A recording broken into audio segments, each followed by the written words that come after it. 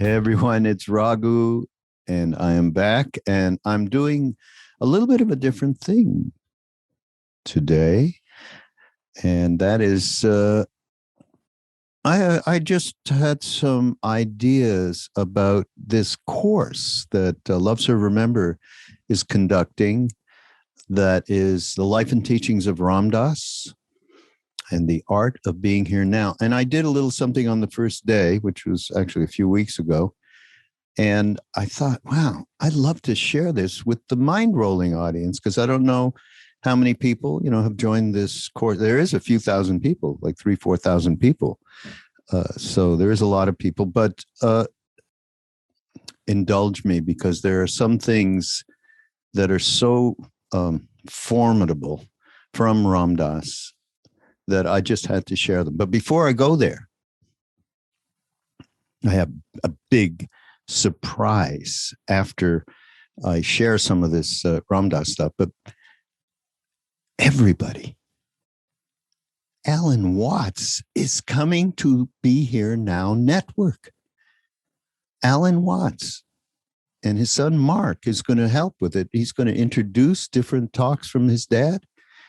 And I am so happy. You know how close? These Alan and Ram Dass were really great friends. And Mark has some good stories about that. So to have them both on the network, on Ram Dass's network, basically, is a big thrill. And it's happening I think this podcast that I'm doing now will come out after Alan's already available. It's called Being in the Way. It's so great. This is that double entendre, meaning double meaning, being in the way and being in the way. So great. So everybody, check out Alan Watts on Be Here Now Network. Go to BeHereNowNetwork.com, go to Alan Watts, and Being in the Way. So I'm real happy about that. Okay, I'm not going to talk about the surprise guest that is going to appear on Mindrolling today until I share some of this stuff. So basically, Ram Dass talked a lot about the initial grasp of the separateness and awakening that occurs when we get onto the path, the spiritual path. And it's for those of you who have seen that great movie from Ram Dass, that's the book. By the way, don't forget to get the memoir, Being Ram Dass, but Becoming Nobody is this movie that is also represents core teachings of Ram Dass with some just beautiful editing and presentation and scenes that make a picture out of Ram Dass's words. It's really quite great. So this is an essential thing from him, and it's around, he says, for instance, here, everybody around us trained us to be somebody and to think we were somebody, because our parents certainly knew who they thought they were, and they know who they thought we were. And they trained us to think we were who they thought we were. And we bought it. And so we are who we think we are, but we really aren't. And that's the hype of it.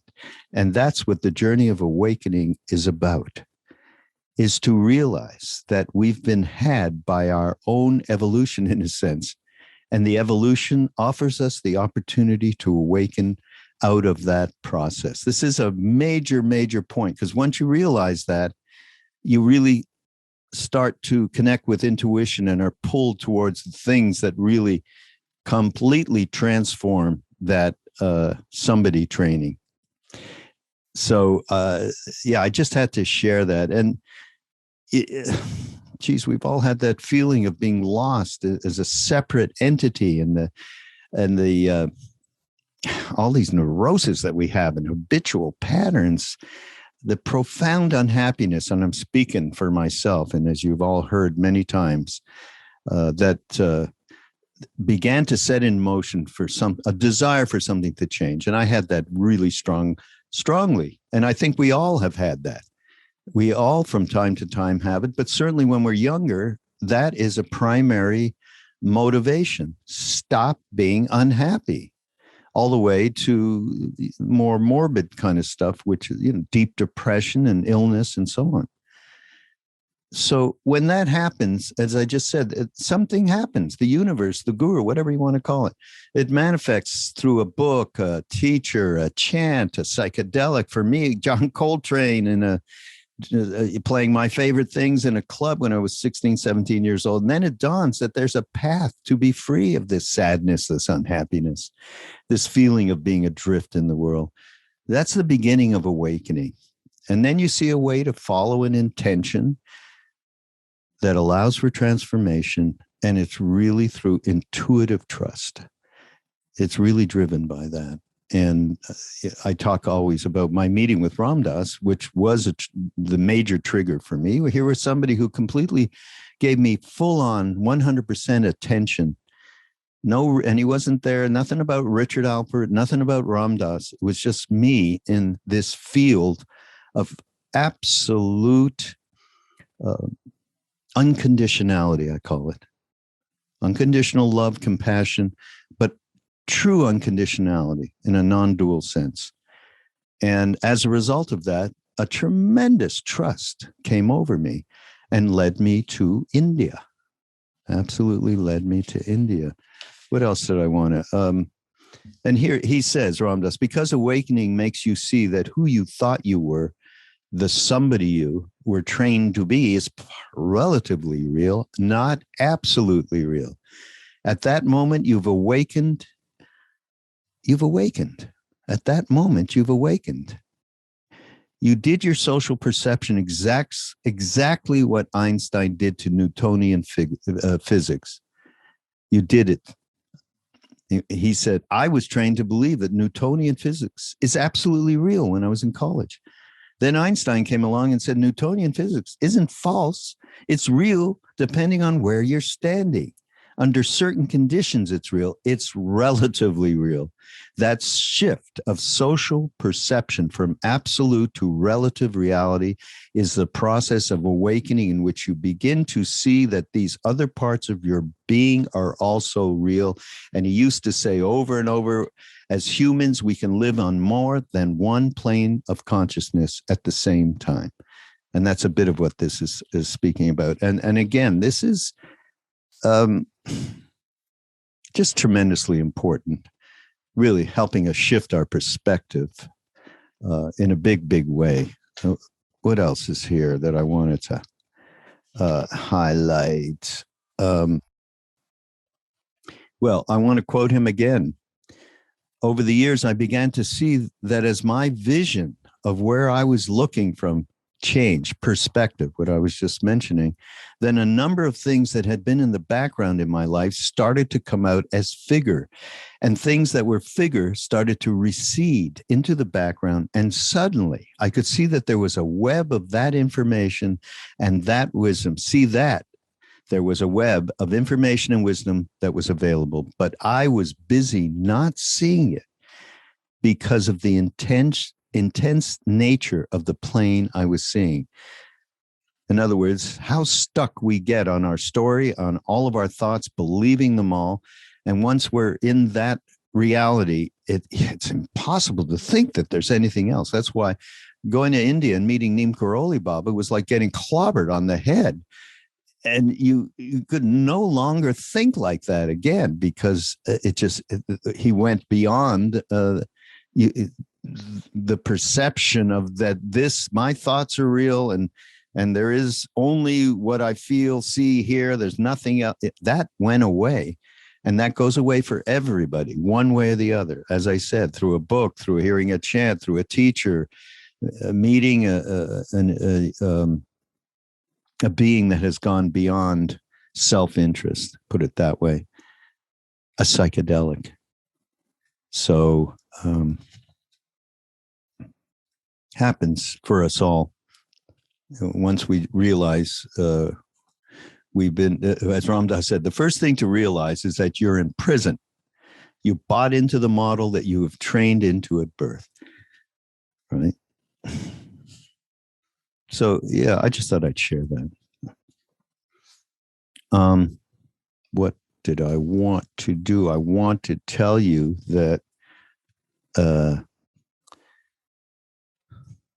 I was listening to His Holiness the Dalai Lama, or watching, because His Holiness has been doing live streams from India, and I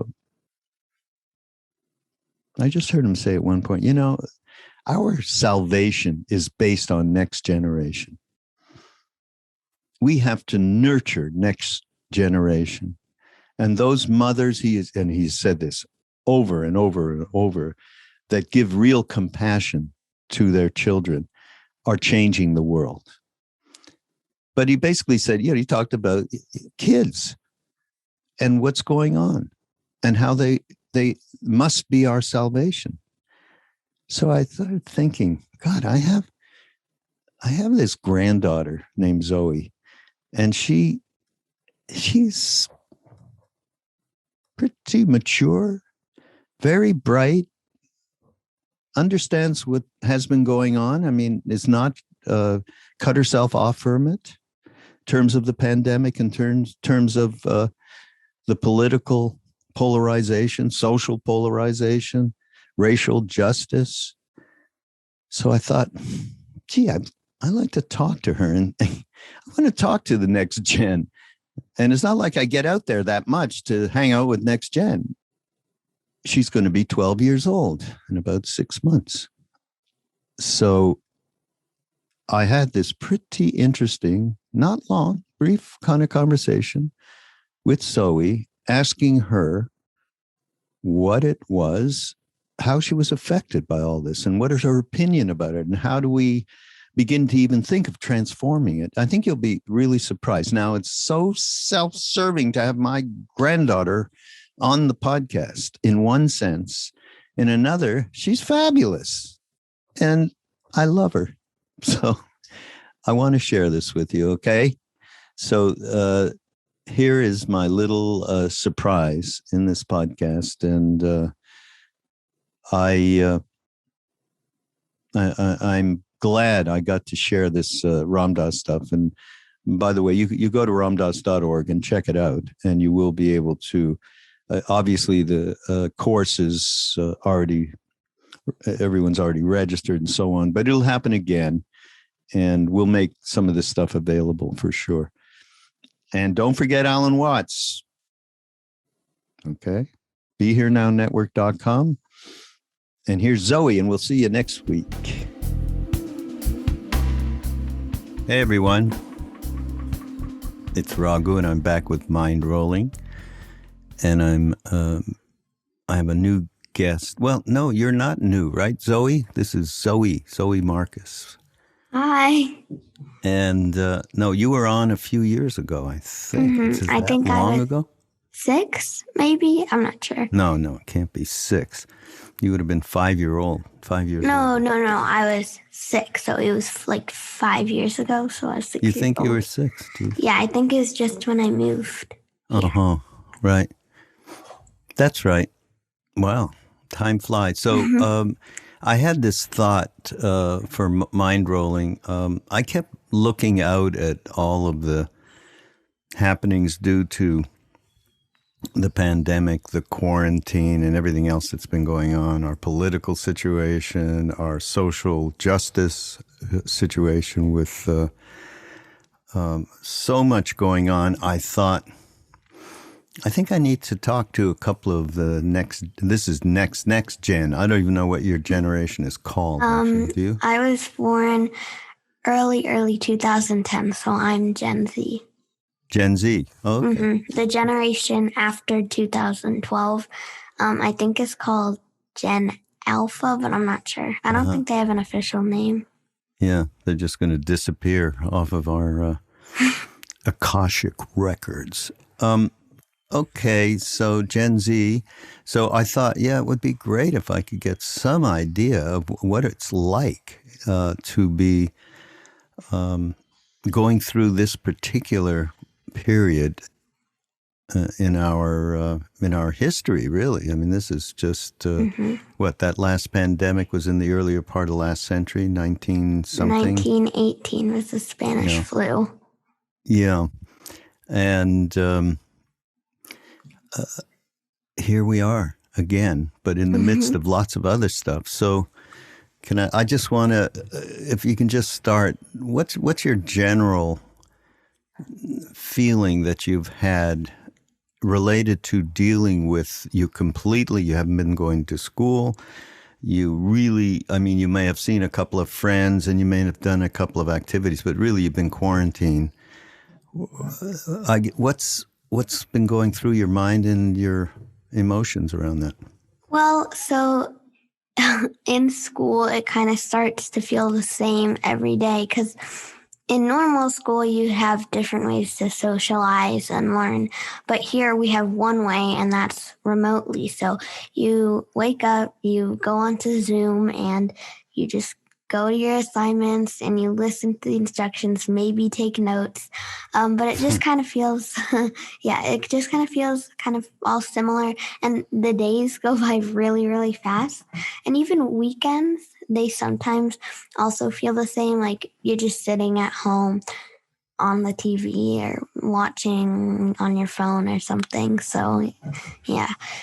Now, wouldn't that make it slow down, though? I mean, that is the weird thing, because I always thought, I mean, everyone says time flies when you're having fun, but really it's like when you look back, so like the day goes by fast, but then when you think to something that happened like 2 hours ago, you're like, that was 2 hours ago? That feels like a day ago. Because it's just so similar. It's like you mix up the days and it feels, it's such a weird thing to explain. And I don't know if it's just me.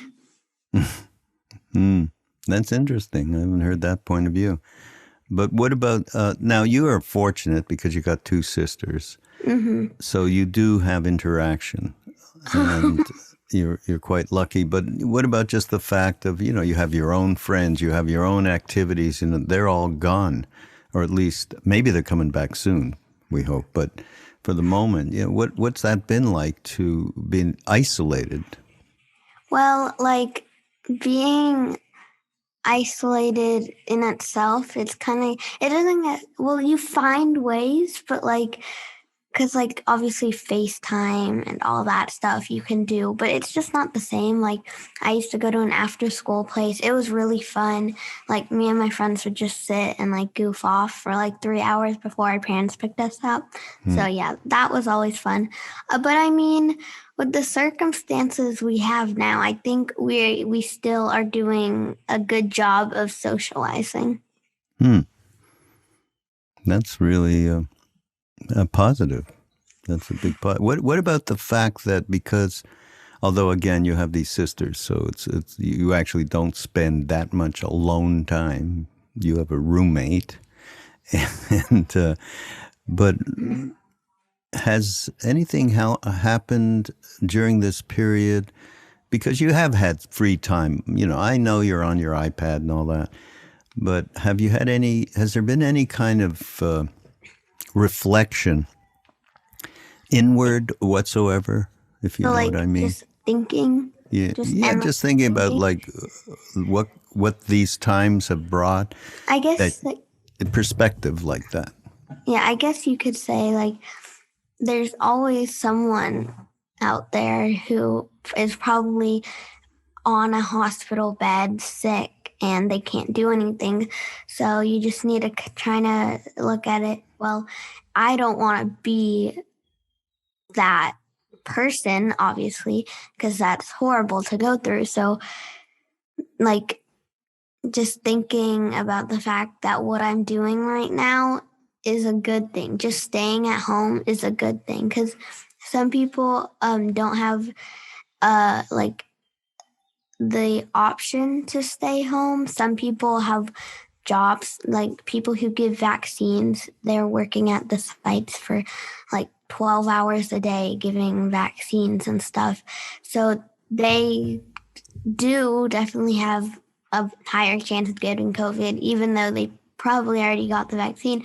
But even before then, with all the people giving COVID tests and stuff, they had a high chance. So you just need to think, I am lucky to stay home and not have that huge risk of like doing COVID tests and getting COVID. Yeah.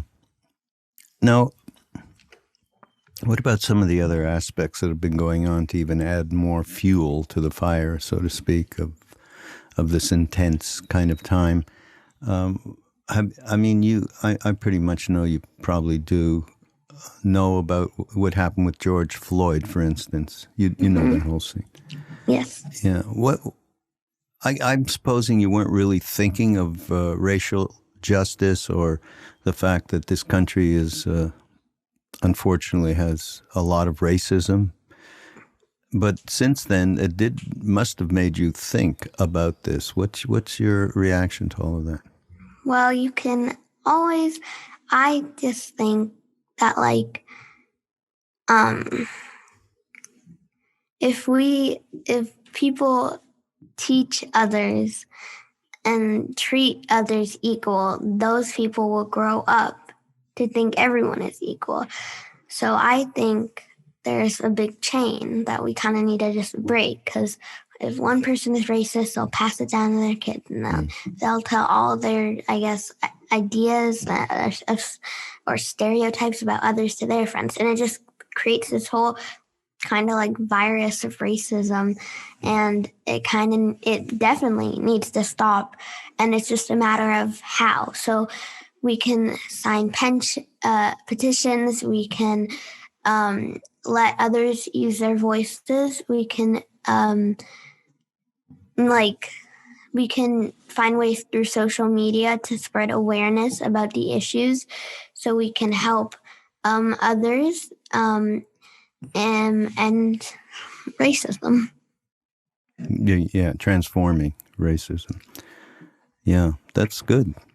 That's good stuff, Zoey. And the other big, of course, huge happening has been the political situation, and there's such huge. Do you know what the term polarization means? Not exactly. Yeah, so I've heard it. Yeah, so we have on one side the Republicans, basically, and the other side the Democrats, and the polarization is the complete inability to these two parties to meet in any way. And then it also goes into our social structure where, many people, for instance, in the vote, many people voted for Trump, 70 million, I think. And maybe 8 million more voted for Biden. So there's a pretty even split in this country about how people see the world and see this country. Yeah. What have you thought about that in particular, that kind of break? Well, me, I personally, would rather honestly have Obama as a president more than anything. But obviously, if I had to choose between Trump and Biden, I would choose Biden. And I think that you can't really just say, oh, well, he's better, so then their beliefs will be automatically changed. And it's not just a matter of showing, well, this person did all these horrible things, so that's why you should vote for him. I think it's like saying, well, here are the pros and cons, and it's not always, it's, again, like racism, it's kind of, if you grow up in a more conservative household, you'll have those beliefs sort of pushed on you. So you have not like, I guess, freedom to decide on your own. So like to make, like, it's easy to just think one way because that idea has been pushed on you for many, many years, but it's harder to just do a bunch of research and find it your own and like make up your own beliefs. And make up your own mind. Yeah. Yeah. I guess all of this really, it does stem from that one place, which is how do we manage to be able to communicate with people who aren't like us, for instance. They don't look like us, or they don't have the same worldview as we do. We have different perspectives. How do we bridge that gap? It's everything that we're talking about. And you know what? It's the same thing for the COVID, for the fear of getting COVID and getting very sick and so on. There's a way in which we have to bridge that gap inside ourselves, that we don't just go and indulge in that fear. It brings up all kinds of fears. One fear usually engenders a whole bunch of other fears that you kind of throw in. It's like piling on in football. One guy tackles and then 14 huge 300-pound linemen jump on him. And that kind of feels to me, that's what happens to me. I might get, maybe it's not fear, anger. I get angry at something, and then I remember all the other things that I want to be angry about, and I get even angrier. So that's that little polarization, meaning, the war that's going on inside ourselves is very similar to this other reality of how to transform these different parts of our society, and how people, because everybody wants people to be happy, right? Yes. His Holiness the Dalai Lama. You've heard of him, Dalai Lama. I think I've heard of him. I'm not too sure. I don't know a whole lot of him. What kind of person am I that I haven't introduced the Dalai Lama to you? He's, yeah, he's all about, my only religion is kindness. That's what he says.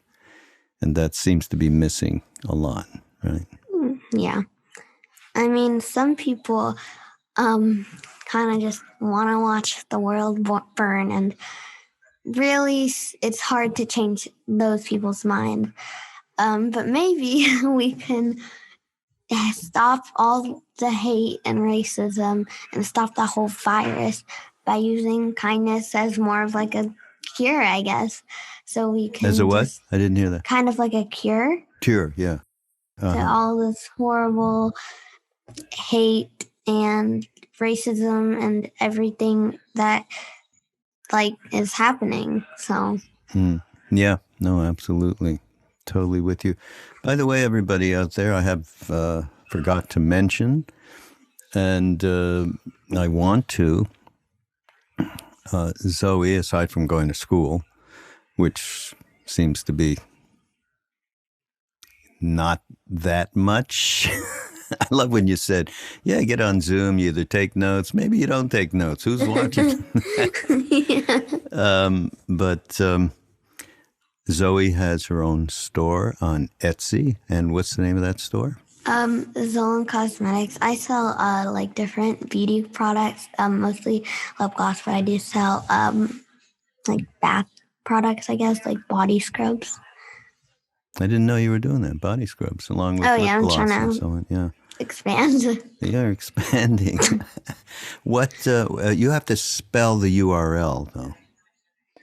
Spell the URL, spell the website. How people find. Oh, yes, it's ZOLYN and then cosmetics. So COSMETICS.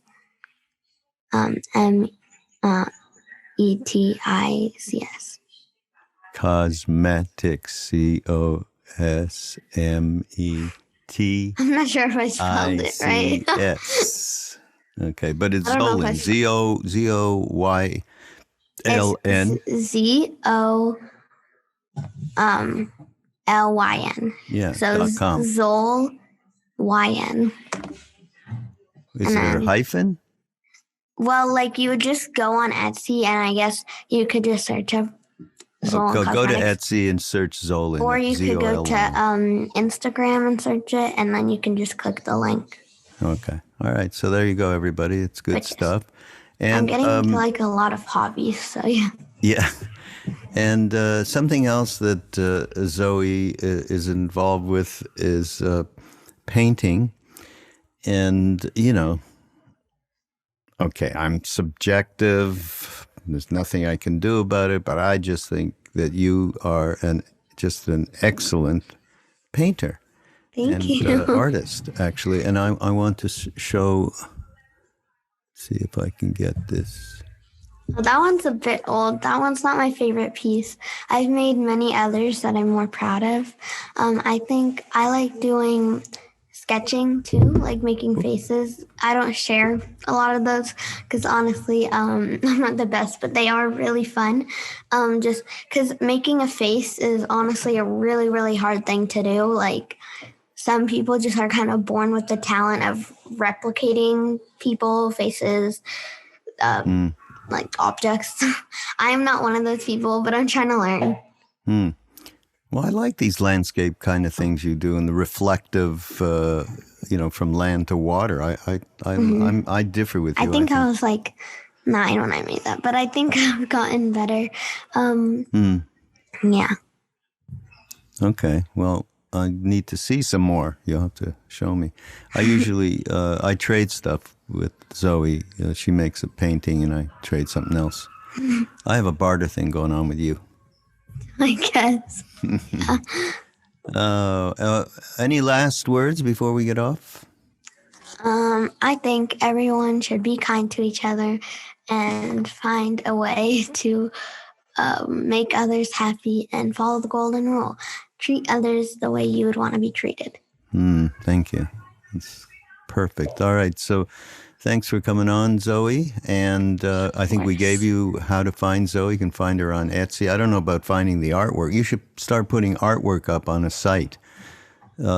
Maybe you can figure out how to build a WordPress website, and then you can upload artwork, and the products can be there with links to Etsy. I can be your marketing. I am your marketing person, I think, a little bit. And so thanks, Zoey Markus. Thanks for being on Mindrolling, and go to BeHereNowNetwork.com/mindrolling. And maybe we'll do a series as we go along and reflect on the nature of what is going on in this world through the eyes of an 11-year-old. Yes. All right. We'll talk later.